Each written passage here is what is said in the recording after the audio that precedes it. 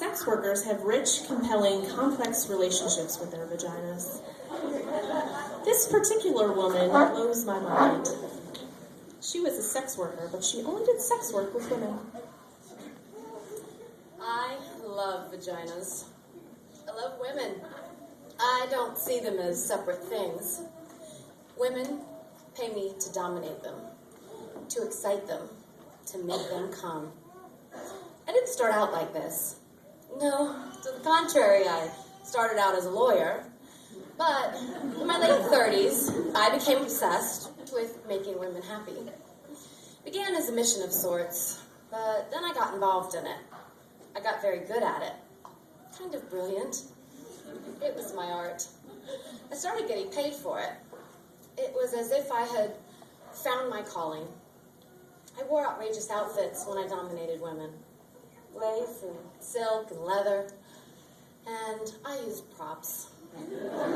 Whips, handcuffs, ropes, dildos. There was nothing like this in tax law. There were no props, no excitement. I hated those blue corporate suits, although I wear them now from time to time in my new line of work, and they serve quite nicely. There were no props in corporate law. No wetness. No dark, mysterious foreplay. No erect nipples. No delicious mouths. But mainly, there was no moaning. Not the kind I'm talking about, anyway. This was the key I see now. Moaning was the thing that ultimately seduced me and got me addicted to making women happy.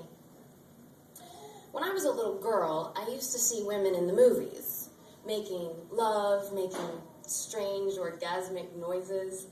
I used to laugh. I got strangely hysterical. I couldn't believe that big, outrageous, ungoverned sound like that came out of women. I longed to moan. I practiced in front of my mirror on a tape recorder, moaning in various keys, various tones. But always, when I played it back, it sounded fake. It was fake. It wasn't rooted in anything sexual, really, only in my desire to be sexual. But then, when I was 10, I had to pee really badly once on a car trip. It went on for almost an hour, and when I finally got to pee in this dirty little gas station, it was so exciting. I moaned. I moaned as I peed. I couldn't believe it. Me moaning in a Texaco station in the middle of Louisiana. I realized right then that moans are connected with not getting what you want right away, with putting things off. I realized that moans were best when they caught you by surprise. They came out of this mysterious part of you that was speaking its own language. I realized that moans were, in fact, that language. I became a moaner. It made most men anxious. Frankly, it terrified them. I was loud, and they couldn't concentrate on what they were doing. They'd lose focus. They'd lose everything. We couldn't make love in people's homes. The walls were too thin. I got a reputation in my building. People stared at me with contempt in the elevator.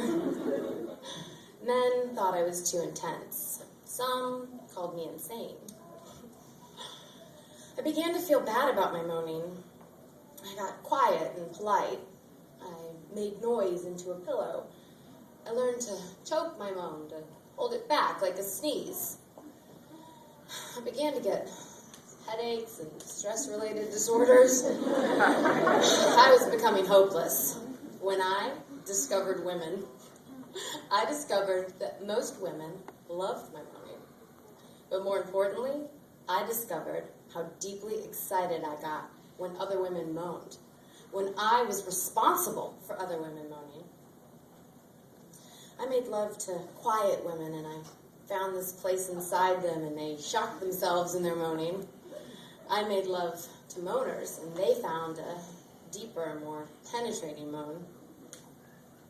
It was a kind of surgery, a delicate science, finding the tempo, the exact location or home of the moan. That's what I called it. Sometimes I found it over a woman's jeans.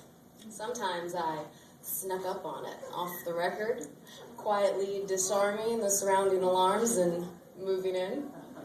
Sometimes I used force, but not violent, oppressive force. More like dominating, lay back, I'm gonna take you someplace kind of force. Sometimes it was simply mundane. I found the moan before things even got started, while we were eating salad or chicken. Just casual, just right there with my fingers. Here it is like that. In the kitchen, all mixed up with balsamic vinaigrette. Sometimes I used props. I love props. Sometimes I made the woman find her moan in front of me. I waited, stuck it out until she opened herself. I wasn't fooled by the minor, more obvious moans. No, I pushed her further, all the way into her power moan, for example. There's the clit moan. The vaginal moan. Oh. The combo clit vaginal moan. Oh. The right on it moan. Oh. Yeah. The elegant moan. The grace-slick moan. Oh. Yeah. The wasp moan.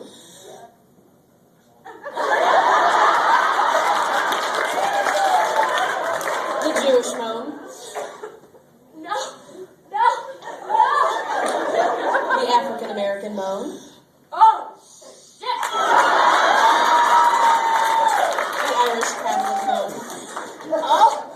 No. Forgive me. The mountaintop moan. Oh. Oh. Young lady. The baby moan. Oh.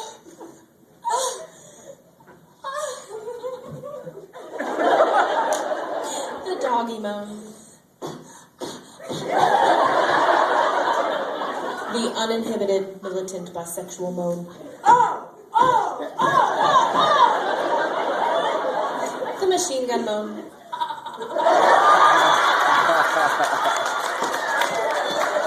The tortured Zen moan.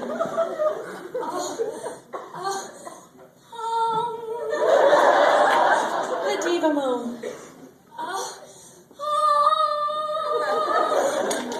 The college moan. Oh, I should be studying, Professor!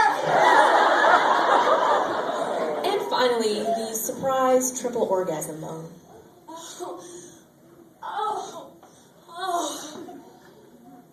oh, oh.